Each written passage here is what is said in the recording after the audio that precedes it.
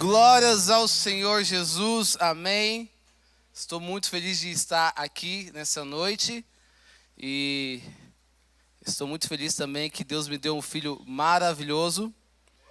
E sinceramente eu sempre tive um sonho com os meus 14 anos, 13 anos de ter os olhos azuis.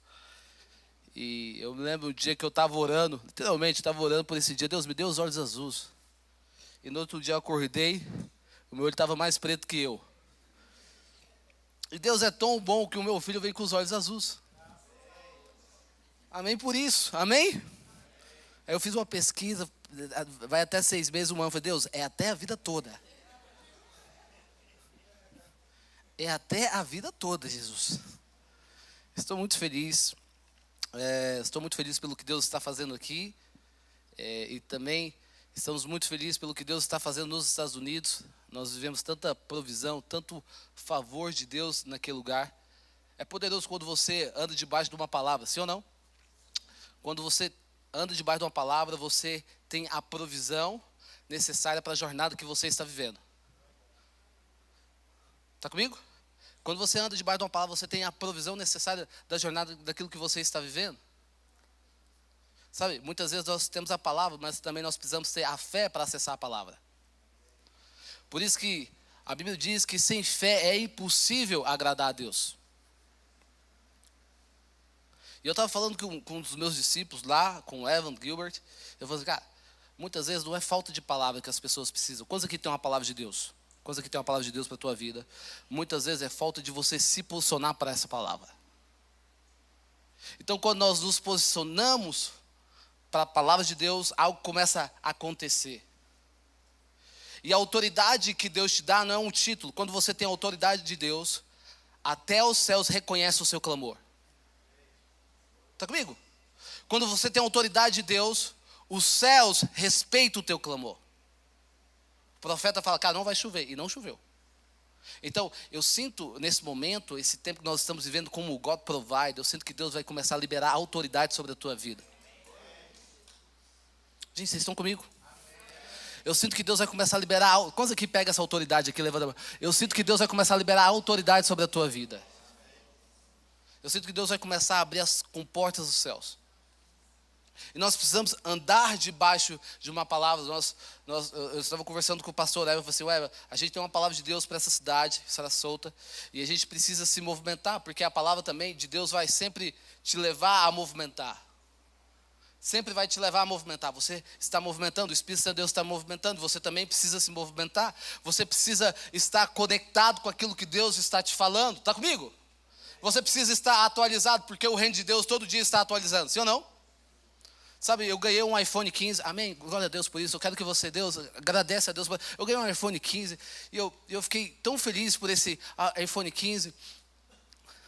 É muito legal, não mudou nada. Mas assim como o iPhone precisa ser atualizado, nós precisamos também estar atualizados com aquilo que está acontecendo nos céus. Está comigo? Assim como o iPhone precisa ser atualizado, nós precisamos também estar atualizados. E eu estava falando para o Eva, Deus deu uma palavra para a gente precisa se movimentar, então a gente precisa procurar um novo local. E ele falou assim, tudo bem, a gente achou um novo local lá, um local não muito bom, em frente ao mar. Um local muito bonito, poderoso, as fotos parecem que ficam melhor, né? E a gente achou o local. E a primeira pergunta que ele fez é, como nós iremos pagar isso? E eu falei assim, nós temos uma palavra? Ele, sim, nós temos a palavra. Então, se nós temos a palavra, nós temos tudo.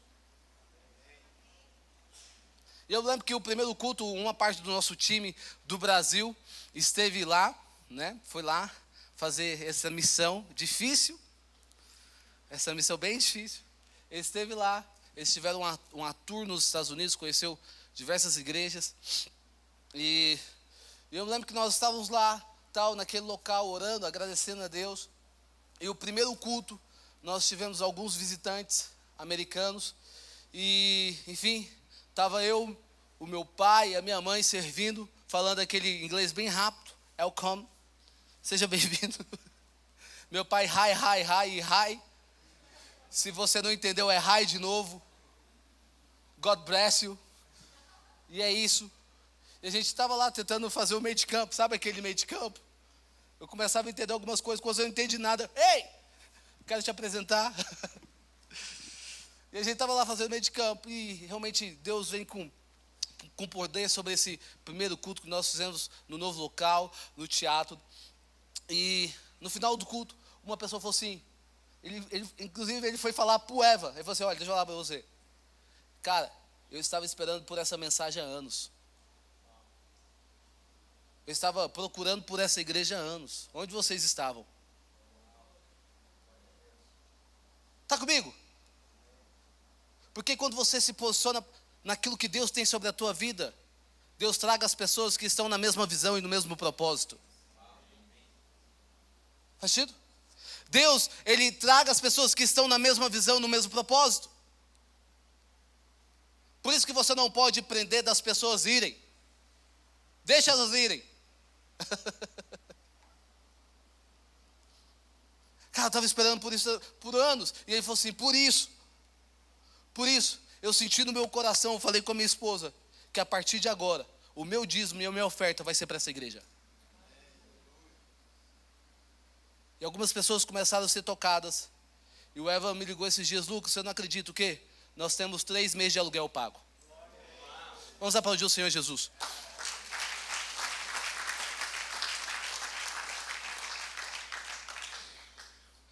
Sabe, é poderoso quando você se move por uma palavra. E uma das coisas que Deus tem me falado durante esses dias é que o medo tem impedido as pessoas de viverem o seu propósito. O medo tem paralisado as pessoas de deixar um legado. E muitas vezes nós pensamos que pecado é só imoralidade. Mas pecado também é permitir que o medo aborta o plano e o propósito que Deus tem sobre a sua vida. Por isso que a palavra de Deus fala em 1 João 4,18. No amor não existe medo, antes do perfeito amor lança fora o medo. 2 Timóteo 1,17, pois Deus não nos deu um espírito de covardia, mas de poder, de amor e domínio próprio. Apocalipse 21 fala que os covardes não herdarão o reino dos céus. Por quê? Não existe medo na nossa nova identidade em Cristo Jesus. Olha para o teu irmão e fala assim, seja corajoso. Olha para o teu irmão e fala, seja corajoso. Sabe, nós precisamos ter coragem. Coragem para avançar, coragem para romper, coragem para prosseguir. Nós precisamos ter coragem. Eu sei que existe momentos na tua vida que você tem medo. Assim como eu estava com medo no momento que eu tive que assistir o meu filho nascer. Estava na sala de parto. Aliás, estava na sala de parto antes, eu estava consultando algumas pessoas, sabe, dos Estados Unidos, eu conversei com a pessoa mais velha. E eu falei assim, cara, e você que teve 2 filhos, como é que é a experiência de você estar na sala de parto, ver o teu filho nascer? E falou assim, pelo amor de Deus. Pelo amor de Deus. Deixa eu falar. Eu falei assim, nossa, você vai dar uma palavra de encorajamento. Ele falou assim, se for possível, você não veja. É a pior coisa que você vai ver na tua vida, cara. Eu falei assim, ok, tudo bem. Aí eu fui para casa pensando, meu Deus, será que eu vou ou não vou? Será que eu assisto parto? Não assisto parto. E eu me lembro que a gente estava naquele exato momento, processo de parto.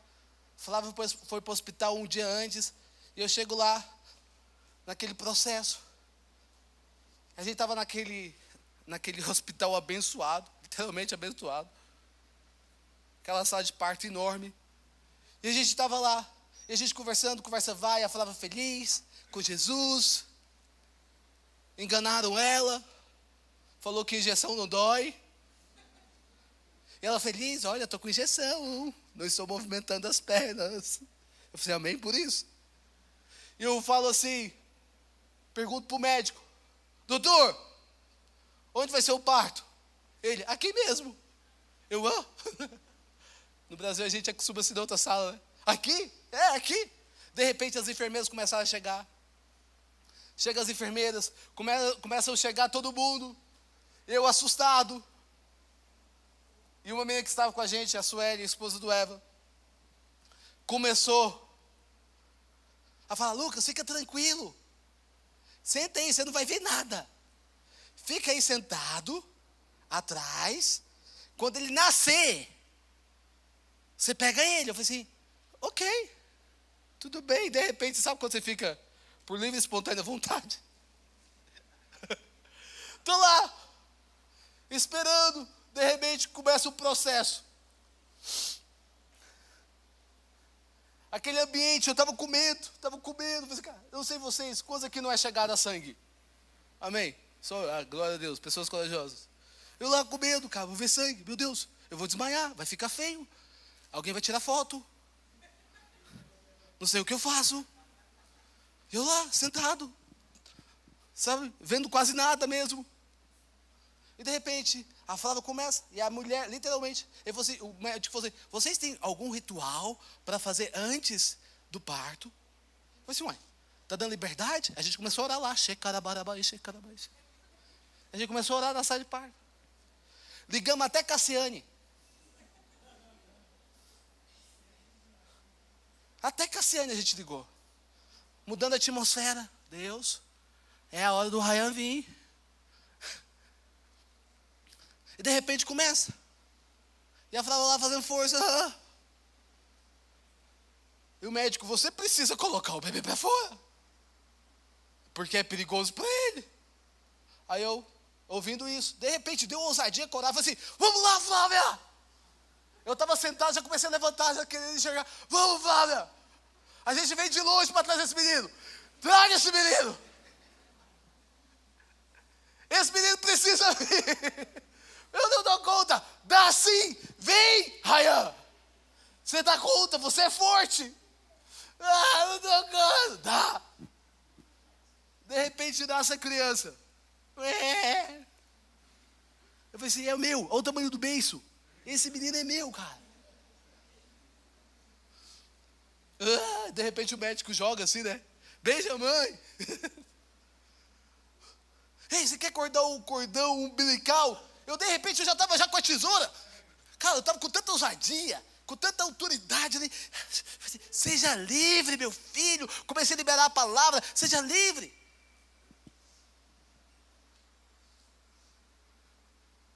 Sabe, existem certos ambientes que vai te definir. Eu estava naquele ambiente de pessoas que falam assim: cara, é tão normal isso aqui. Tá ligado? Eles te definem aquilo que você vai se tornar. Naquele momento eu estava lá acordando. Eu quase fiz o parto junto com o médico. Mas uma das coisas que ficou cravado no meu coração foi a sensação. Quantos aqui são pais aqui? Foi a sensação quando eu peguei o meu filho. A primeira sensação que eu tive, eu comecei a notar isso depois disso. Eu senti um amor incondicional. Ele já tinha o meu coração. Você começa a ter uma revelação mais poderosa ainda da passagem de João 3,16, que Deus amou o mundo de tal maneira que deu seu Filho unigênito, para que aquele que nele crê não pereça, mas tenha vida eterna. Você tem uma revelação de Jesus poderosa sobre isso. Você começa a ter uma revelação do que Deus fez por nós. Você começa a ter a revelação de amor. O que o amor está disposto. Você começa a ter essa revelação. A segunda sensação que eu tive: agora eu não sou o Lucas. Simplesmente eu sou o pai do Ryan. Gente, eu cheguei aqui pela manhã. O povo falou: cadê o Ryan? Gente, tudo bem, paz do Senhor. Eu sou o pai do Ryan. É o poder da representatividade. Agora tudo aquilo que eu estou fazendo vai refletir sobre o futuro dele. O meu teto vai se tornar o chão dele.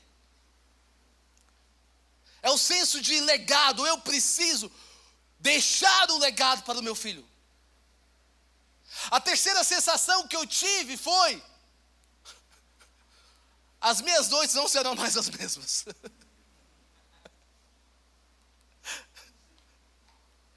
Eu nunca valorizei tanto o sono assim. Sabe que eu sou aquele cara que gosta de dormir 3 horas da manhã, pensando, 4 horas. Rapaz, 10 horas da manhã, boa noite, meu bem. Que Deus te dê força, ousadia, sabedoria. De repente eu falo, ei. Brincadeira à parte. Mas a terceira sensação que eu tive foi coragem. E é sobre isso que eu quero falar nessa noite. Coragem para deixar um legado. Se você quer deixar um legado, você precisa ter coragem. E quando eu falo de coragem, eu me lembro de Neemias, aquele que foi enviado pelo rei para reconstruir os muros. Neemias significa o Consolador. E o interessante é que a primeira coisa que foi construída em Jerusalém foi o templo. No livro de Esdras 3. Primeira coisa. E sabe qual é o mais interessante? A primeira coisa, quando nós recebemos Jesus, o que é estabelecido em nós? O templo. Por isso que nós somos o templo do Espírito Santo. Quantos aqui estão entendendo? Nós somos o templo do Espírito Santo. Mas os muros morais, relacionais, financeiros estão derrubados sobre as nossas vidas. E nós precisamos reconstruir esses muros. Nós precisamos reconstruir os muros que estão derrubados. E nós vemos aqui que Isaías 60, muros, ele chamava de salvação. Portões se chamava de louvor. E nós começamos agora a aprender com Neemias, de uma pessoa que deixou o legado, como reconstruir os muros.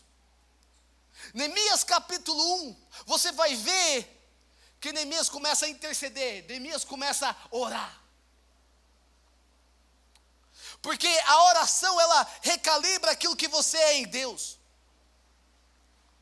A oração traz alinhamento em certas áreas da sua vida que precisa ser ajustado. Está comigo?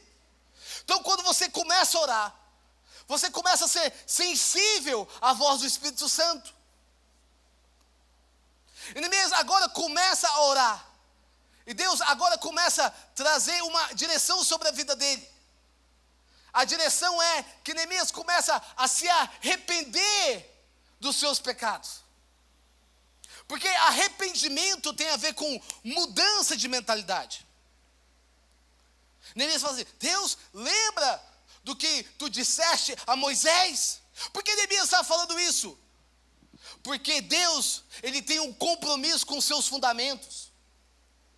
E arrependimento recalcula a sua rota,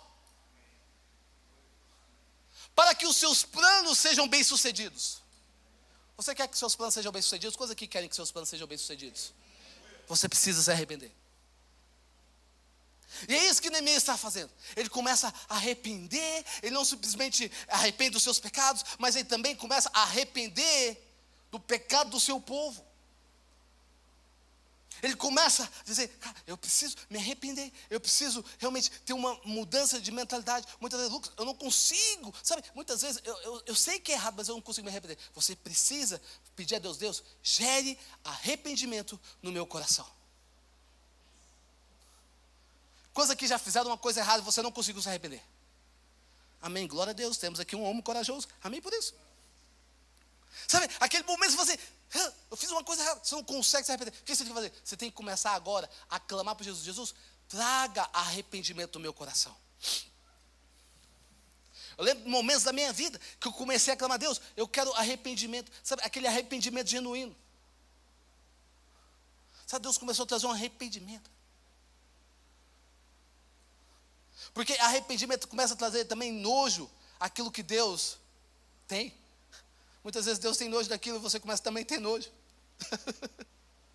começa a trazer um arrependimento genuíno. E é isso que Neemias está fazendo, ele estava se arrependendo. Agora, Neemias capítulo 2, nós vemos aqui que Neemias tem uma permissão de Deus para ir para Jerusalém. O que eu quero que você entenda é que não se mova sem ouvir a permissão de Deus para a sua vida. Muitas vezes Deus não quer que você faça aquilo que você pensa que deve fazer, mas Deus quer que você faça aquilo que Ele está te pedindo. Está comigo? Neemias, ele tem uma permissão de Deus. Ele começa agora a ir para Jerusalém.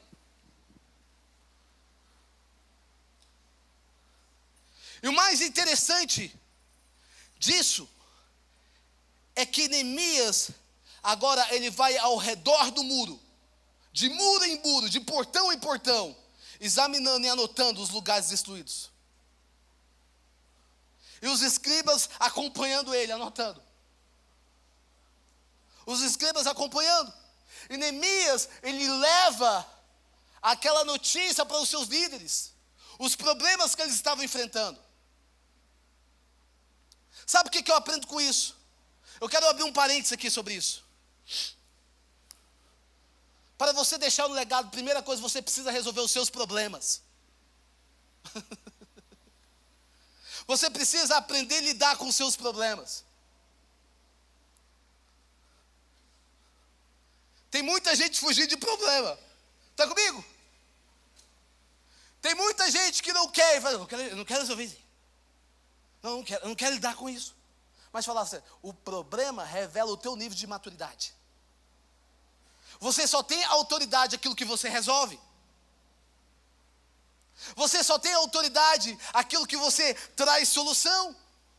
Muitas vezes nós temos vergonha de certos problemas, nós temos vergonha de certas coisas, mas a gente precisa aprender a lidar com os problemas.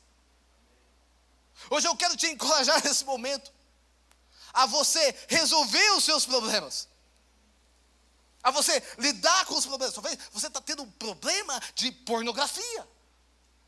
Talvez você está tendo um problema de relacionamento. Talvez você está tendo um problema no teu casamento. Talvez você está tendo um problema na tua identidade. Eu quero falar para você, resolva os seus problemas.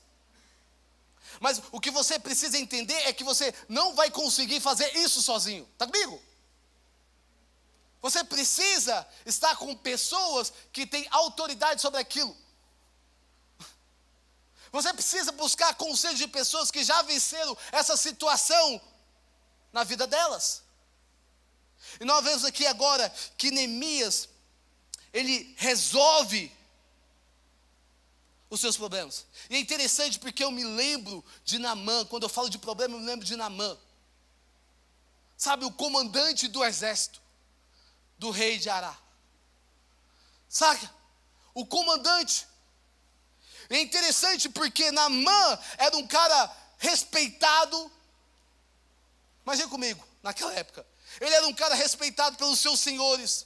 Mas Naamã tinha um problema. Qual era o problema de Naamã? Ele tinha uma lepra. Ele tinha uma lepra sobre a tua vida. E logo depois nós vemos aqui que Naamã, a tropa de Arã, eles atacam Israel e levam a menina para o seu cativeiro, e essa menina começa a servir a mulher de Naamã. E aquela menina agora começa a entender sobre a vida de Naamã, e descobre que Naamã tinha uma lepra. E olha que interessante.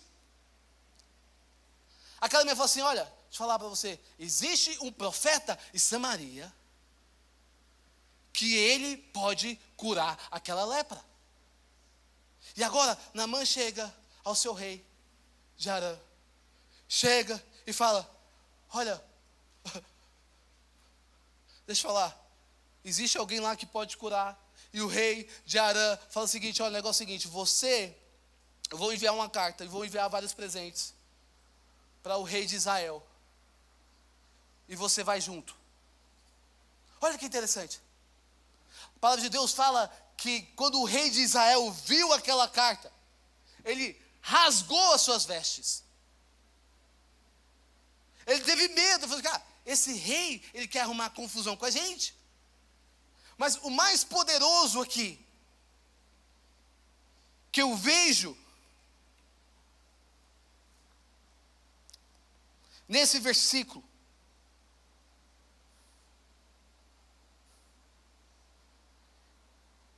Eliseu ficou sabendo disso.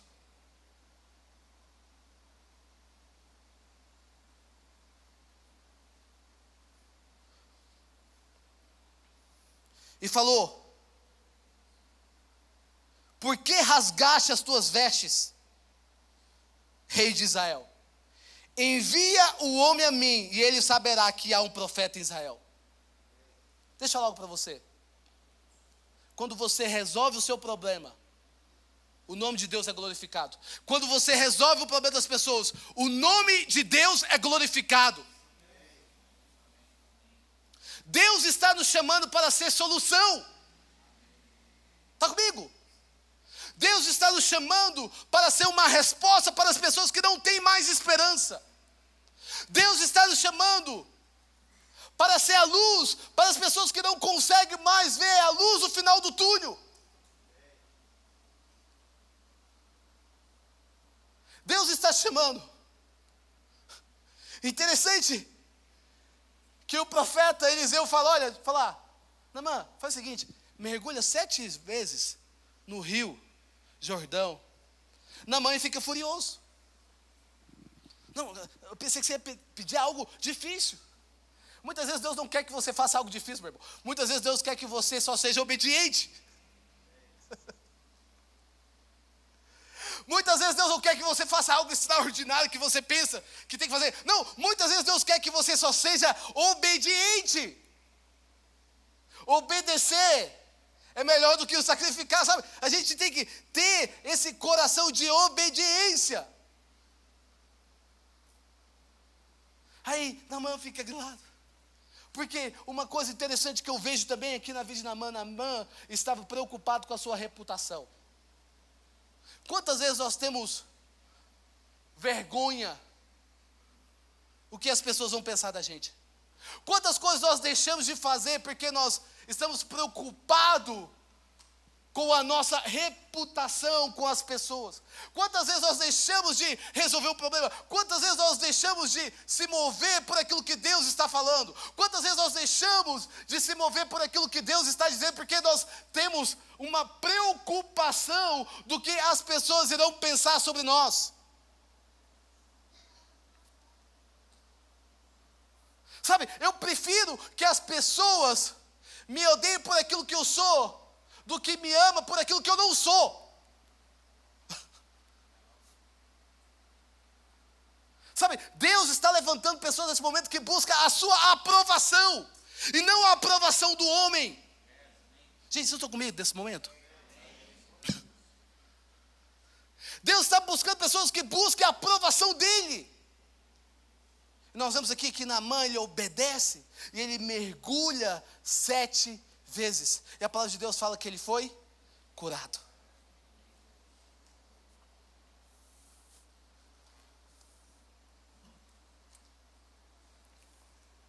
Sabe?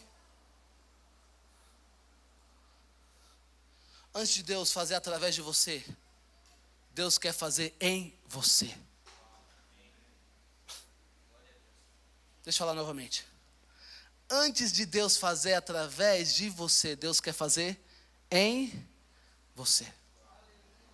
Muitas vezes nós queremos mudar o mundo. E Madre Teresa fala, cara, você quer mudar o mundo? Volta para sua casa e ama a sua esposa e seu filho. Muitas vezes nós queremos mudar o mundo. Nós não conseguimos nem mudar as pessoas que estão perto da gente. Não estamos conseguindo nem discipular os nossos filhos. Sabe?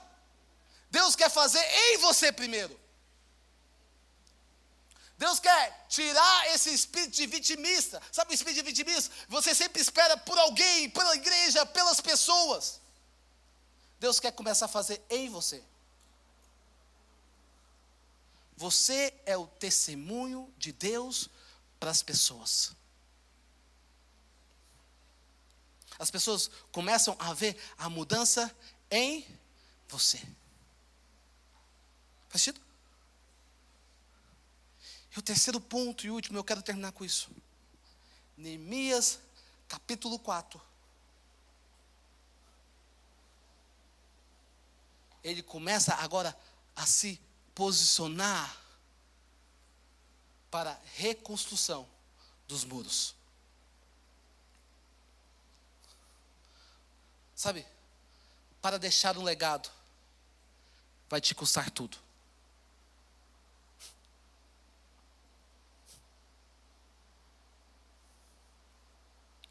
Para marcar uma história, para marcar uma geração, vai te custar tudo. E o mais interessante, que a palavra de Deus fala, em Neemias 4, abre a tua Bíblia, Neemias 4.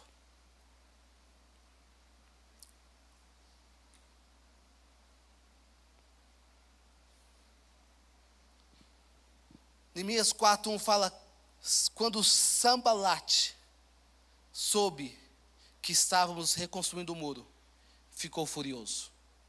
Eu quero que você pare nisso.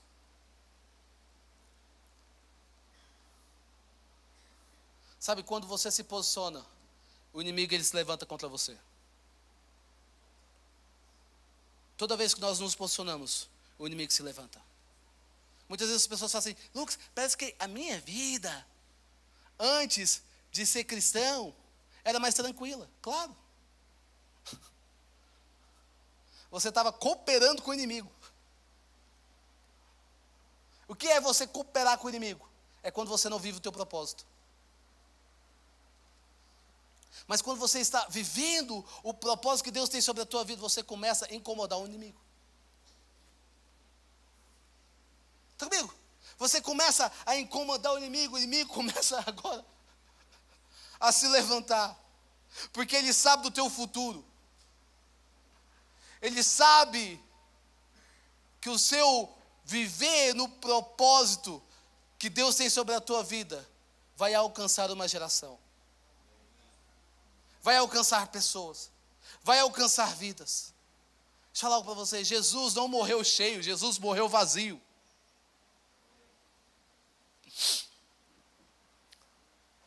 Para você deixar o legado, você precisa se esvaziar. E eu sinto que Deus está levantando sobre a God Provider, sobre a nossa igreja, uma geração que vai reconstruir os muros. Reconstruir os muros. Essa é a palavra que Deus tem falado no meu coração. É o tempo de reconstruir os muros. O muro da pureza. Os muros da integridade. Sabe, reconstruir os muros. O mundo só tem voz porque a igreja se calou. E Deus está nesse momento nos posicionando para nós sermos a voz para a próxima geração. Não é sobre quatro paredes, não é sobre bandeira. Eu amo a God Provider. Eu amo esse lugar. Eu amo porque esse lugar é um lugar que em todo momento ama a presença de Deus. Eu amo isso. Mas não é sobre isso. É sobre o reino de Deus que está dentro de nós. O reino de Deus que está dentro de nós. O reino de Deus, ele não cabe nas quatro paredes. É sobre você fazer discípulos por todas as nações. É sobre você cumprir a grande comissão. É sobre você ir pregar o evangelho. Eu sinto que Deus está levantando uma geração que irá mudar o percurso da próxima geração. Está comigo? Não se assuste. Aquilo que Deus irá fazer durante esse tempo. Eu sinto algo que vai acontecer dessa igreja, cara. Mas não é sobre bandeira, é sobre ser modelo. É sobre ser referência. É sobre as pessoas virem falar assim: uau, é possível. É possível. Como estou entendendo, digo amém. É possível. Sabe qual é o mais interessante dessa história para mim? Os muros de Jerusalém ficaram destruídos por 140 anos. Eles tentaram reconstruir por 72 anos. Sabe, Neemias construiu por 52 dias, meu irmão. Deixa eu falar para você, quando você se posiciona sobre aquilo que Deus quer fazer, existe uma aceleração. Deus está nos acelerando. Deus está nos acelerando para um novo tempo sobre a nossa cidade. Deus está nos acelerando. Deus está nos movendo. Deus está nos movendo. Deus está nos movendo.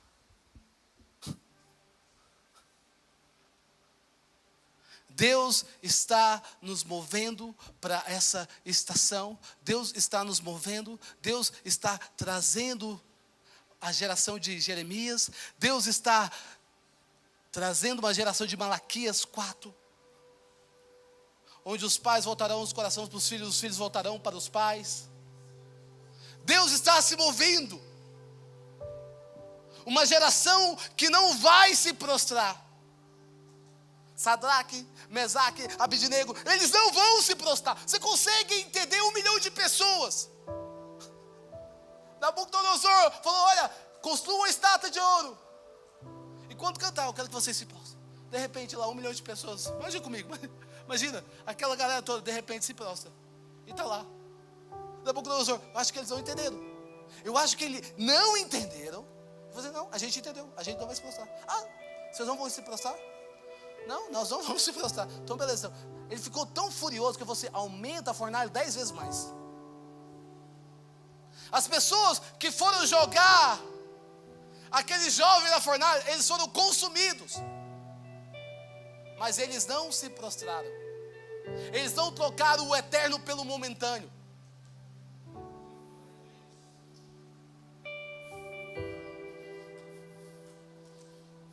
Eles não se venderam pelo momento hypado. Você sabe quando todo mundo está indo para um lugar? Sabe aquele momento todo mundo está indo? Todo mundo para um lugar. Não, eles não se venderam. Não se trocaram pelo evangelho que não custa nada. Pelo evangelho fácil. Pelo evangelho fast food. As coisas às vezes não se trocaram. Eles permaneceram. Chega lá, eles permaneceram. Aí Nabuco, ele fala: ei, é impressão minha? Ou existe o quarto homem na fornalha?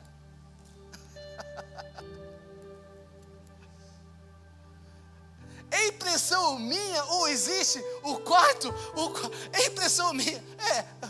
Realmente existe o quarto. Sabe, muitas vezes nós só queremos ir para a fornalha quando nós vemos o quarto homem. Nós só queremos ir para a fornalha. Ele vai estar lá? Então, não. Muitas vezes você precisa ir para que Deus se revele de forma poderosa.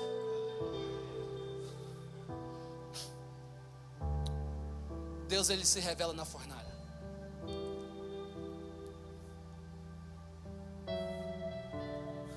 Eles não estavam preocupados. Não, se nós iremos morrer, tudo bem, mas eu creio que Deus pode me livrar da fornalha. Sabe, Deus nesse momento, meu irmão, Ele está te conduzindo para você ter encontros poderosos, encontros que vão mudar a tua perspectiva, que vai tirar você de um sistema religioso, onde você vai parar de vir para a igreja simplesmente para receber, mas agora você vai começar a vir para a igreja para dar.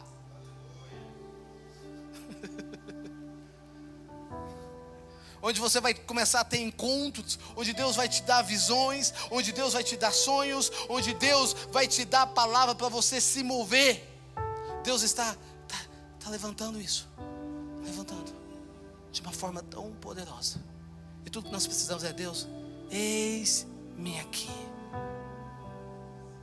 envia-me, eu quero ser enviado. Deus, eis-me aqui, Jesus.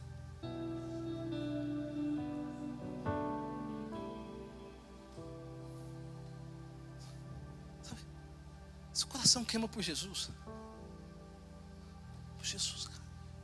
Jesus.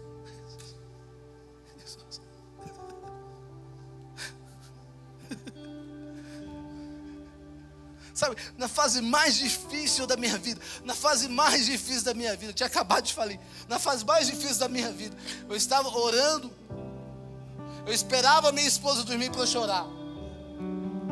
Os homens sabem o que eu estou falando. Dizendo: Deus, você esqueceu de mim. Deus, eu gastei a minha vida. Sabe que momento você tem uma conversa com Deus? Eu gastei a minha vida. Eu gastei a minha vida em te servir. Todas as minhas finanças foi plantado sobre essa cidade. Foi plantado de movimentos em movimentos. Quantos movimentos! No final do movimento, o meu time já chegava assim sorrindo: Lucas, a conta não fechou. Eu fiz: ok, pega lá da minha conta. Deus, eu estou passando por isso porque o Senhor está fazendo isso comigo. Quantas vezes, eu me lembro que eu estava passando uma fase difícil, meu irmão. Eu lembro que essa fase era tão difícil que há 2 anos atrás eu prometi, eu falei: cara, eu vou honrar minha esposa, vou dar o melhor para ela, vou dar a melhor bolsa, eu vou dar tudo para ela, o melhor. Há 2 anos, 2 anos depois, eu falei assim: meu bem, o que nós vamos fazer no casamento? Eu lembro que eu olhei o aplicativo do meu celular. Sabe quando tinha lá? R$50. Eu disse: meu bem, a gente nunca jantou em casa. Vamos fazer uma coisa diferente hoje? Tem como fazer aquele macarrão gostoso? Sempre tive. Vamos abrir aqui o vidro aqui. Começa a olhar para a cidade. Eu lembro desse dia. Aí de repente, mulher é uma bênção, sim ou não? Ela fez a comida e de repente minha esposa chorando lá.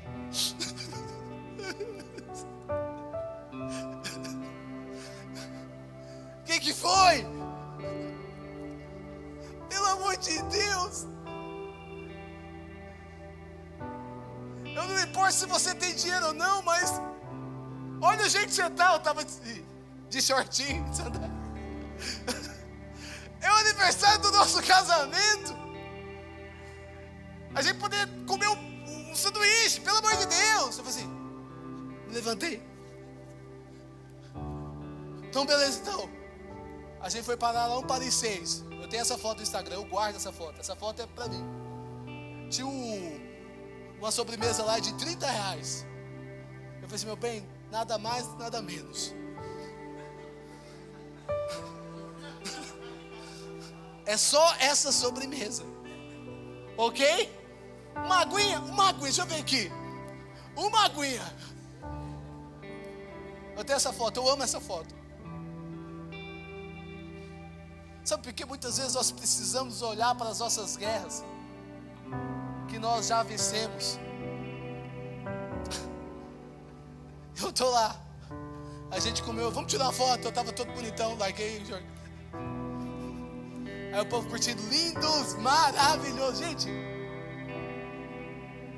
Tem muita gente vivendo de fake do Instagram.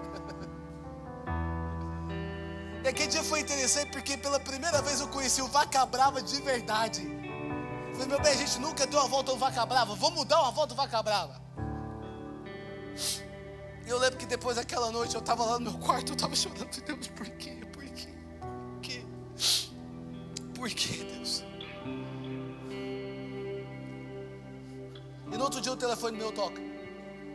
Ei, Lucas, lembrei de você. Falei assim, amém, glória a Deus, eu também. Eu tinha esquecido de mim. Pois é, existe um emprego para você. E esse emprego, você vai ganhar 50. Tá bom para você? Aleluia! Tá maravilhoso, 50. Amém, pode chegar até 50. Amém por isso. Oh, meu Deus, 50? Meu Jesus. Glória a Deus. Deus ouviu a minha oração. Deus ouviu minha oração. Eu fui lá nas reuniões todos os dias, lembrando todos os dias, todo feliz. Olha, você que vai dirigir essa empresa, porque não tem ninguém, você vai dirigir essa empresa. E você também vai ter porcentagem como dono dessa empresa. Você, amém, glória a Deus por isso. Amém, Jesus. E de repente, no quinto dia, a reunião final, eu sinto o Espírito Santo de Deus falando para mim: o que você está fazendo aí?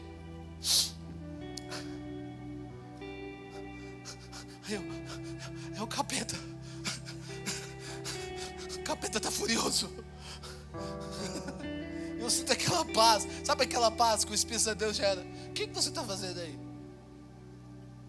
Eu te chamei para a obra. Eu falei assim, mas e agora? Fala que você não vai aceitar. Eu falei assim, mas eu estou uma semana aqui com essa empresa. Fala que você não vai aceitar. De repente, eu chego na pessoa e falo assim, cara, talvez vai parecer loucura, mas que seja loucura. Deixa eu falar. Eu não posso aceitar.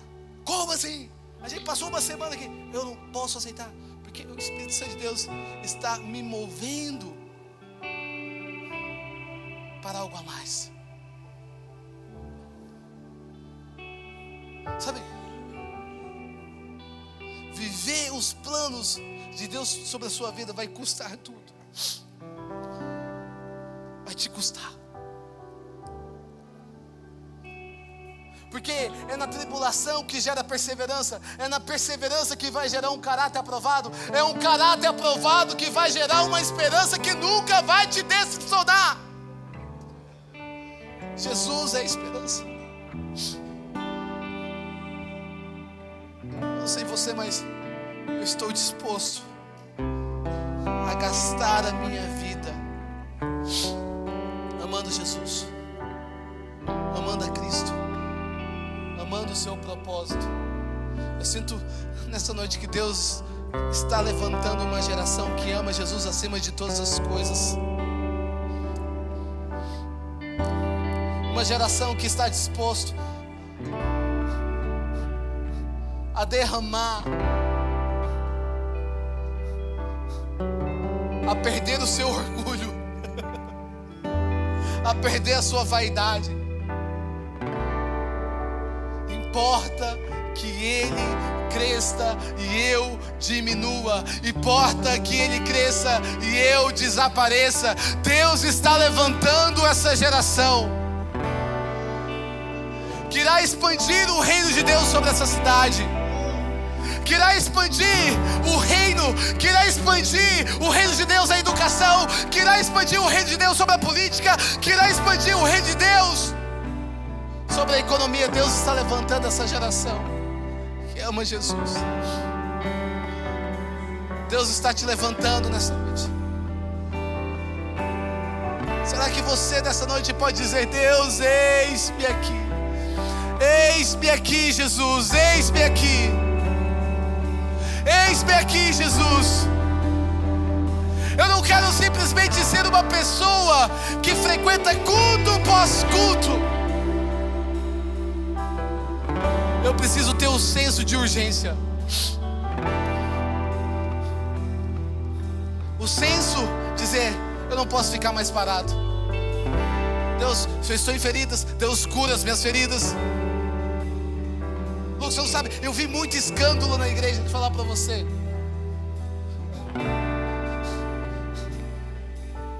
Nada importa mais do que ver o reino de Deus avançar. Nada importa mais do que ver Jesus operar milagres. Deus está vindo com um mover de avivamento sobre essa cidade. Deus quer fazer de novo. Deus quer fazer de novo.